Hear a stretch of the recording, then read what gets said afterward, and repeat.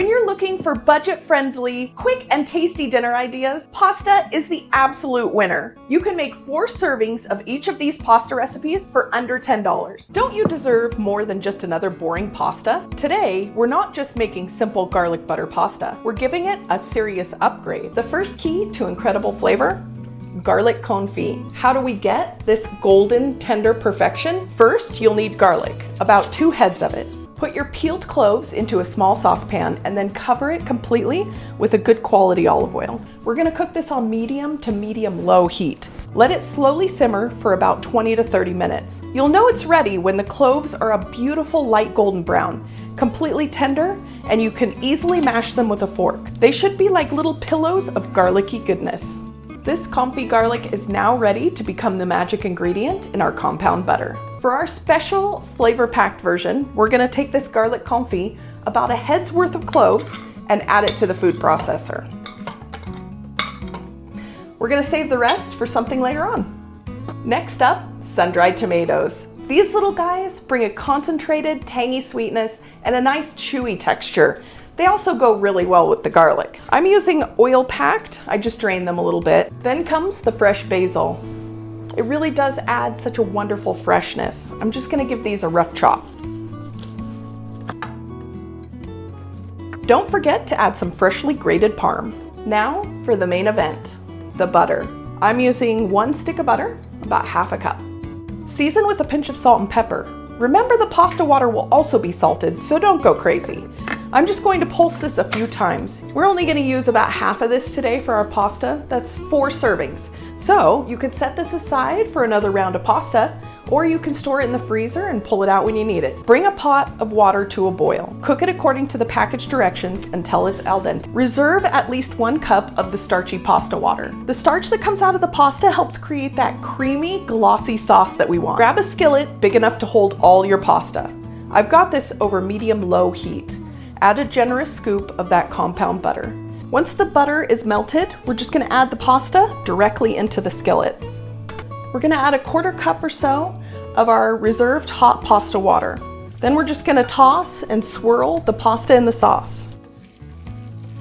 Keep tossing and adding splashes of water until the pasta sauce is the way you like it. This active tossing and swirling and melting and splashing is what takes simple sauce to seriously good. Now for the finishing touches, a sprinkle of finely grated Parmesan cheese. Use a good quality Parmigiano Reggiano if you can. A little sprinkle of finely chopped basil adds a pop of color. That's the secret to a truly genius garlic butter pasta. Say goodbye to that store-bought Alfredo sauce that's pasty and tasteless. Now this is a very inauthentic, Americanized version that I unapologetically love. We just eat fettuccine Alfredo a little different in America, but we are still using 2 of the most important Italian ingredients. That's fresh fettuccine and fresh Parmigiano Reggiano. With these 2 ingredients, you really can't go wrong. First up, the star of the sauce is the cheese. It is absolutely non-negotiable that you use a fresh block of Parmigiano Reggiano cheese. Grating it yourself right before you use it ensures the freshest flavor and the best melt. I recommend using a larger jumbo shrimp, anything from an 8-12, 16-20. The most important prep step for shrimp is to pat them completely dry with paper towels and season them generously with salt, freshly cracked black pepper, and maybe a pinch of paprika. Toss them well to ensure every shrimp gets coated. Now heat a large skillet over medium-low heat. Add a tablespoon of the butter and a swirl of olive oil. The oil raises the smoke point of the butter, preventing it from burning. Now that our butter is melted up, it's time to cook the shrimp. You want there to be space around the shrimp. That's gonna allow it to cook properly. Let them cook undisturbed for about 60 seconds to 1.5 minutes per side. You're looking for a nice pink color and no longer opaque. When the shrimp are done, don't wipe out the pan. These browned bits and the shrimp juices that are left behind are what's gonna give our sauce tons of flavor. This is where the magic happens. With the heat still on medium-low, add another generous pat of butter. As it melts, scrape up all of those flavorful brown bits. That's the fond from the bottom of the pan. Once the butter's all melted, then you can add your minced garlic. We're just gonna put this in here for maybe 30 to 60 seconds so that it can bloom a little bit. Slowly pour in your heavy cream. Bring it to just a gentle simmer, not a rolling boil, and let it bubble softly for a few minutes, stirring it occasionally. Okay, we're gonna let the cream simmer for a little bit, so this is a really great time to cook the pasta. Now I have a large pot of water here coming to a boil, and I'm gonna make sure that I season it really well with salt. Add the fettuccine and give it a quick stir. Let it cook for just a minute or two. We're cooking it to al dente, still a bit of bite. Go ahead and turn the heat down. I've turned mine all the way off. We're gonna add the cheese now. Go ahead and add this in really slowly, and then keep your whisk handy and we'll just whisk that in. Give it time to melt into the sauce slowly. Just keep whisking until the sauce is smooth, creamy, and slightly thickened. I'm just gonna turn this back up to a really low heat if you turned it off. If you didn't, you're in good shape. And we're just gonna go ahead and add our pasta right in there. Move it around, toss it, get it all nice and coated in that sauce. Now we can add the shrimp back in with any of the pan juices.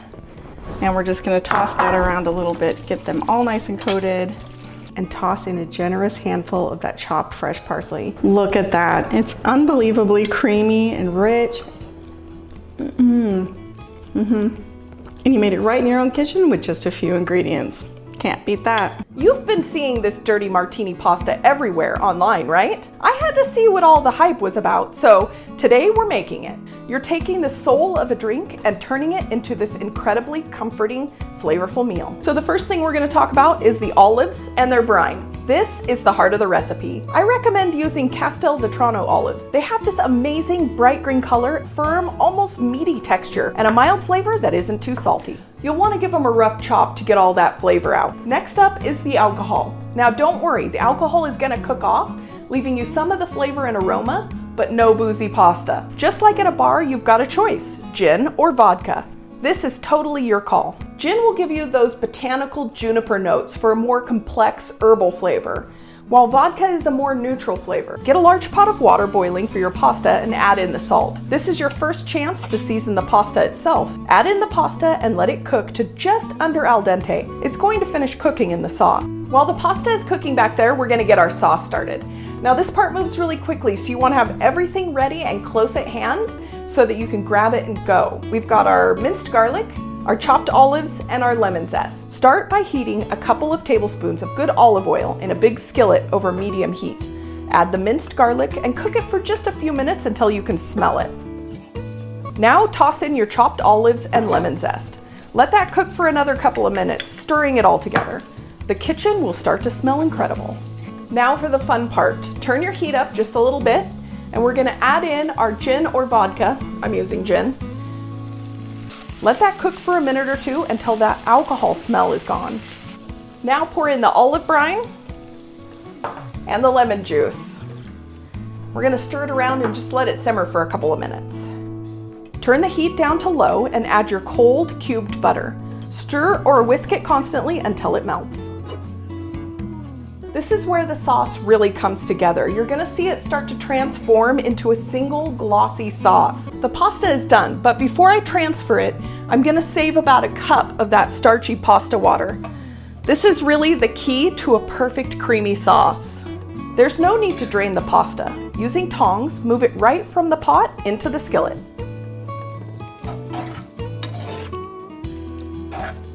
Add a splash of that starchy pasta water back into the pasta. Maybe start with about 1/4 of a cup and then stir everything together like you mean it. The starch helps the sauce cling to the noodles, creating that perfect coating. Now that the pasta's done, we can turn off the heat and we can add some fresh parsley. A lot of freshly cracked pepper, your crumbled blue cheese if you're using it. And that's it. You just made dirty martini pasta. Okay, it's the moment of truth. Let's see if this lives up to the hype. It hits all those notes that we crave. It's salty, acidic, rich, and special, but it's actually fast and easy. This is my husband's favorite pasta, penne all-Arrabiatta. This is a fresh tomato pasta with a little spicy kick. First, let's cook the penne. Bring a large pot of salted water to a boil, add the penne, and cook according to the package instructions just until al dente. This usually takes about 10 minutes. While the pasta's cooking, we'll start on the sauce. Heat 2 tablespoons of olive oil in a large pan over medium heat. Add the garlic and saute until it's fragrant and golden. Next, add 1 teaspoon of red pepper flakes and some red chilies. Give it a quick stir to release all those spicy flavors. Now pour in the crushed tomatoes, stir it well, and bring the sauce to a simmer. Let it cook for about 10 to 15 minutes so that the water in the tomatoes can evaporate. Stir it once in a while to check on the progress. Don't forget to season with a pinch of salt. Once the pasta is cooked, drain it and add it directly to the sauce. Toss everything together so the penne is evenly coated with the spicy tomato sauce. Finish off with some fresh basil or parsley and a generous sprinkle of freshly grated Parmesan cheese. And there you have it, penne arrabbiata. This dish is perfect for a quick weeknight dinner or impressing guests with its bold flavors. This easy Italian sausage rigatoni is made with everyday ingredients, but it tastes like it came from a restaurant. First, let's cook the rigatoni. Bring a large pot of salted water to a boil. Add the rigatoni and cook it just until al dente, which usually takes about 12 to 14 minutes. While the pasta is cooking, let's get started on the sauce. Heat the butter and olive oil in a large pan over medium-high heat.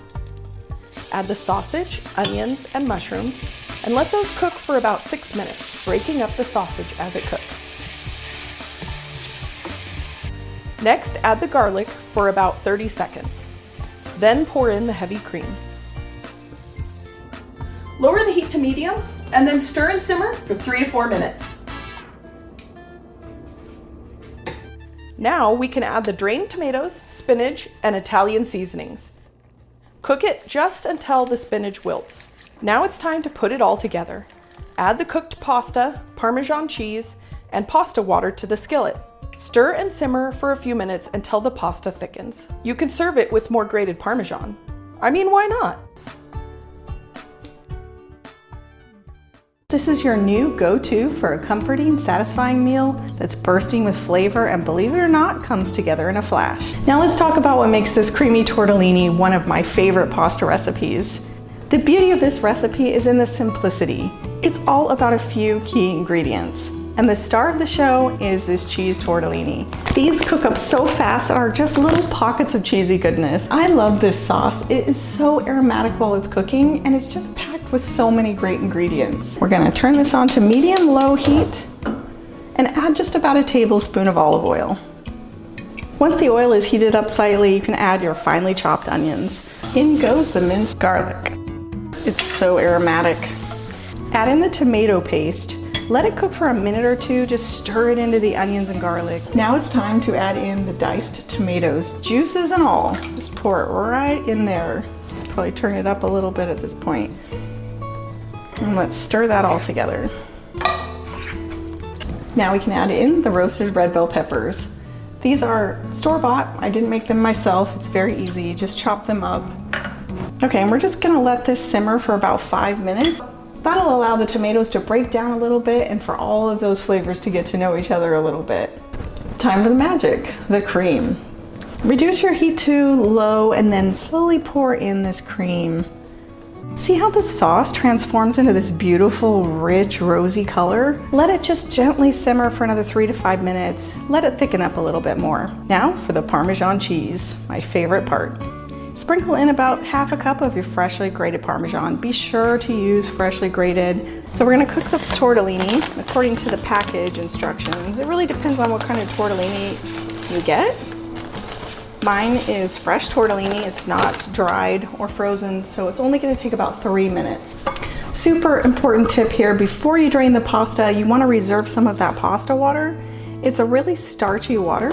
This stuff is liquid gold.